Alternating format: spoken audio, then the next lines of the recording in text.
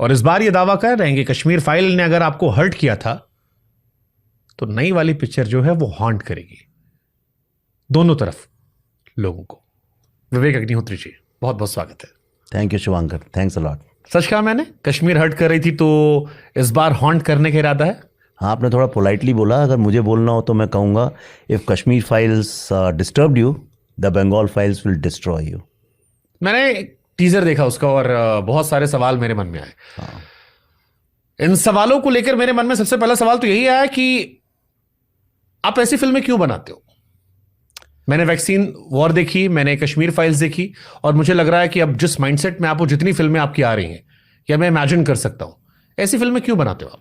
अब लहरों से कभी पूछो जाके कि आप उठती क्यों हो, चट्टानों से टकराती क्यों हो, टूटती क्यों हो, बनती क्यों हो, फिर क्यों बनती हो?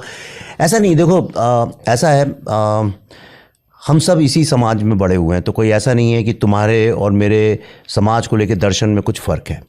लेकिन मेरा ये दृष्टिकोण में सारा परिवर्तन आया जब मैं इंडिया से अमेरिका गया था पढ़ने के लिए। और मुझे वहाँ पे जब मैंने देखा कि जो भारत को लेकर जो एक इमेज थी इंडिया की, वो जो हम चाहते हैं, जो होनी चाहिए, वो नहीं थी। तो वहाँ से मेरे को भारत को लेकर एक अलग चिंतन चालू हुआ दिमाग के अंदर। और जब मैंने फिल्मों का अपना दौर जब चालू किया, there came a time when I had to choose कि देखो, दो चीज़ें होती हैं। एक है आप लोगों से वो बोलें जो लोग सुनना चाहते हैं, और एक आप वो बोलें जो लोग नहीं सुनना चाहते हैं, लेकिन सुनने के बाद कहें कि हमें आपने ये पहले क्यों नहीं बताया। कई बार बच्चे होते हैं ना, माँ बाप से कहते हैं आपने पहले क्यों नहीं बताया। तो मैं जब बॉलीवुड का पार्ट था तो I was making big commercial films जहाँ पे ग्लैमर है, पैसा है, सब कुछ है, बस माँ नहीं है।